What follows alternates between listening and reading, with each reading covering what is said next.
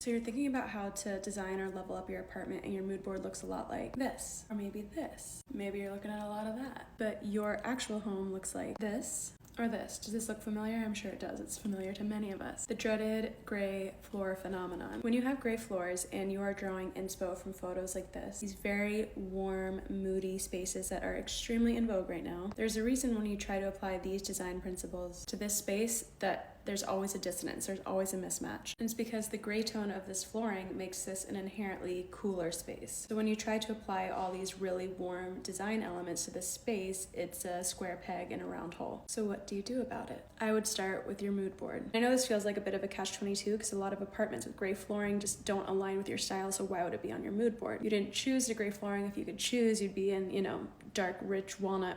You get the vibe. In this life, we must play the hand we've been dealt. So instead of finding inspo from these homes that have nothing to do with yours aesthetically, might I suggest looking at some design elements from homes with concrete floors, gray concrete floors. What can you learn from spaces like this? Spaces like this. Really slick industrial homes like this, or this. I think this is such a good example. And look, gray floors. These are some images that I think are a lot more helpful to take design cues from than the images of a space that looks nothing like yours. So when you have gray floors, like I said before, you're typically going to be working with just a cooler environment overall. So maybe instead of going for the burgundy sofa, you're going to go for something cooler or more neutral, like a white linen sofa. Maybe instead of the really orangey, almost reddish walnut wood, you're going to go for something a little more neutral, like this one, or maybe even a black wood. For hardware, you can also skew cool. It doesn't have to be chrome. I know there's a huge chrome craze right now, but there are other options. You could do like a brushed aluminum, you could do a nickel, you can do a pewter. See how this cool tone hardware just makes so much sense with the gray floor. Another thing to learn from these images, in a gray floor home, it's likely that there's not going to be a lot of natural texture and earthiness to the space. So it's crucial to bring in some of that natural texture. Maybe it's through like a really oxidized base. These wood touches here, and see how they're wood but they're not warm? It's cool wood. Gray floor brought in natural texture through this shaggy rug, through this little,